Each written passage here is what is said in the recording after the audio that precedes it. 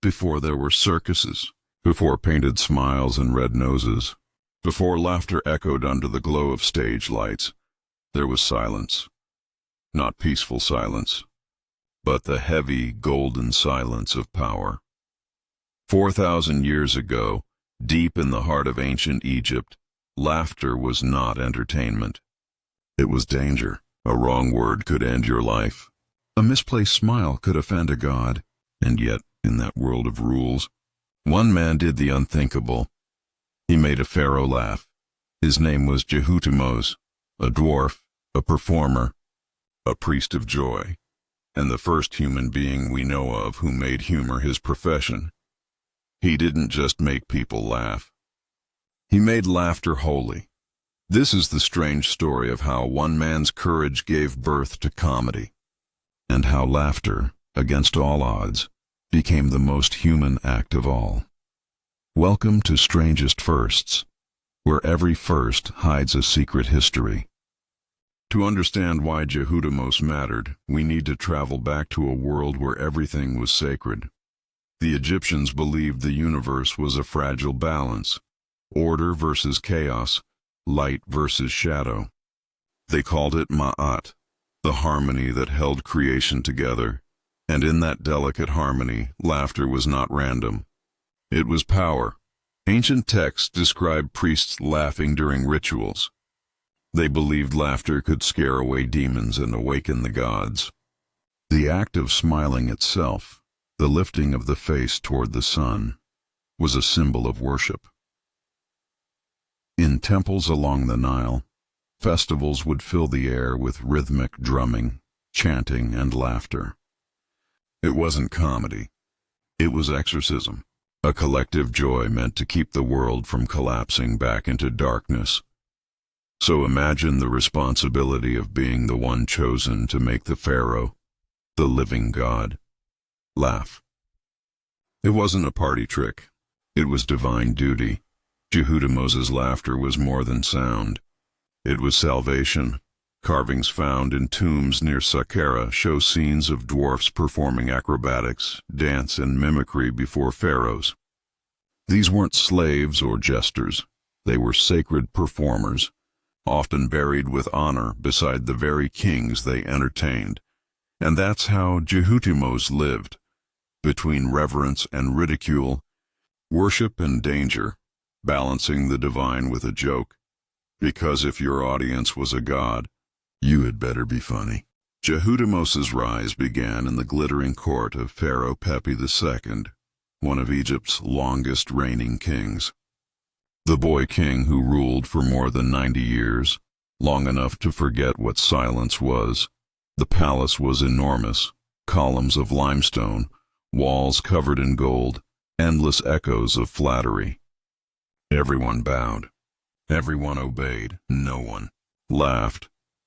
Until Djehutymose, and a dwarf in size, but a giant in courage, he stepped into the hall barefoot, wearing a painted mask and a ridiculous grin carved from clay. He tripped, pretended to panic, and dropped the pharaoh's sacred staff. Gasps filled the chamber. Soldiers reached for their blades, and then, a sound no one expected. The pharaoh laughed, a single burst of laughter that shattered the silence of the hall like thunder. For the first time, the king was human. From that day on, Djehutymose became more than a servant. He became a mirror, the only man allowed to reflect the absurdity of power and survive it.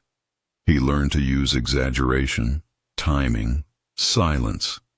He could mock the priests, imitate foreign ambassadors, and make the king laugh at himself, a dangerous privilege, but one that made him indispensable. Egyptian scribes later described performers whose words could turn anger into amusement. That was Djehutymose's gift, not to insult, but to transform. He turned fear into laughter, and in doing so, he changed something deep within the human psyche. Because when people laughed together in Pharaoh's court, they weren't just amused, they were equal for a heartbeat. And in a civilization built on hierarchy and fear, That single heartbeat was revolutionary. When Egypt's empire began to fade, its culture spread like the Nile at flood. Sailors, merchants, and storytellers carried fragments of its rituals to Greece, Persia, and beyond. Among those fragments was something unexpected, the art of making laughter sacred. The Greeks, with their love of theater and philosophy, took that spark and turned it into a flame. They built amphitheaters, carved masks, tragedy and comedy, and for the first time, humor became public performance. But the Greeks added something new: irony. Where Egyptians laughed to protect themselves from gods, Greeks laughed to understand them. Playwrights like Aristophanes mocked politics, religion, even Zeus himself, turning laughter into rebellion. One of his plays, The Clouds, was so biting that it embarrassed Socrates in front of Athens. That's how powerful humor had become. The Romans borrowed this too, adding slapstick, mime, and absurd exaggeration. They built arenas where clowns, called sanio, wore masks with wide grins and mocking eyes. Some say the modern word zany comes from those Roman jesters, descendants of Egypt's divine fools. But the meaning was changing. What began as sacred was now entertainment.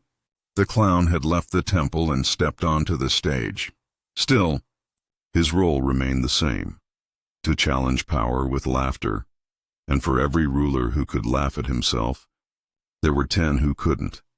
Many clowns and performers in Rome vanished after one too many jokes about emperors, because laughter might be universal, but it was still dangerous. When the Roman Empire fell, darkness returned. The Middle Ages were an age of silence, where laughter was whispered behind church walls. The church preached that laughter was sinful, that joy led to temptation. But even in the strictest monasteries, monks were caught telling jokes by candlelight. Because laughter, like life, refuses to die. And in the courts of Europe, a new figure emerged from the shadows: the fool. He wore bells, bright colors, mismatched shoes. He sang, danced, juggled, and spoke words that no one else dared to say. To the crowd, he was an idiot. To the king, he was truth disguised as madness. The fool could mock the monarch to his face, and everyone would laugh, even the king, because, after all, he's just joking. But the best fools weren't just jesters. They were philosophers. They understood that laughter was the only safe way to tell the truth. In Shakespeare's plays, fools became wise men. In King Lear, the fool speaks the truths no noble dares to. He makes the audience laugh, and then suddenly cry.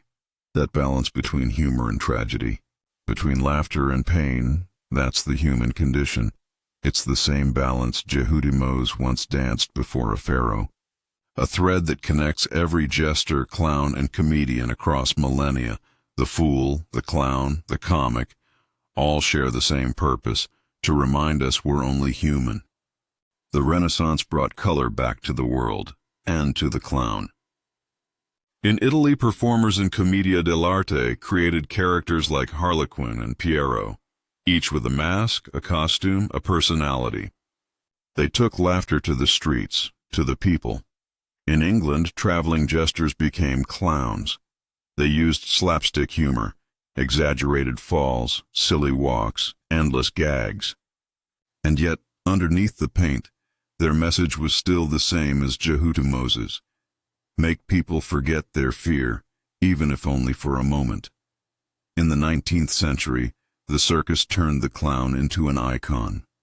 The face paint, the red nose, the big shoes, symbols of chaos and innocence at once.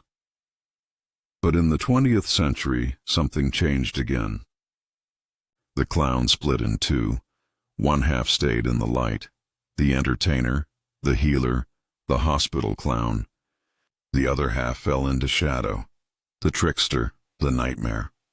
Movies began to ask, what if laughter hides something darker? From Pennywise to the Joker, our clowns now show us both sides of ourselves: the joy and the madness, and maybe that's fitting. Because laughter has always been dangerous. It tears down walls, but it can also hide pain. Even now, comedians risk everything to make us laugh, facing censorship, outrage, even threats. But they keep doing it.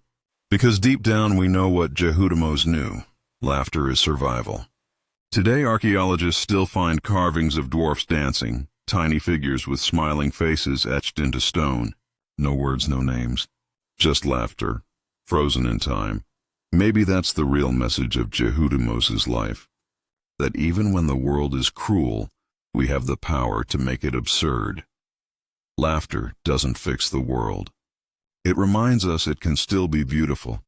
It bridges the distance between kings and beggars, between gods and mortals, between despair and hope. It's the sound of rebellion disguised as joy. It's the oldest language we share, and somewhere, deep in a forgotten tomb by the Nile, a small man with a painted face is still laughing, echoing across time, reminding us that no empire, no darkness, no sorrow can ever silence the sound of joy. So laugh. Laugh often. Laugh even when it hurts. Because every time you do, you are continuing the work of the first clown in history, Djehutymose, who taught humanity its oldest secret, that laughter is divine.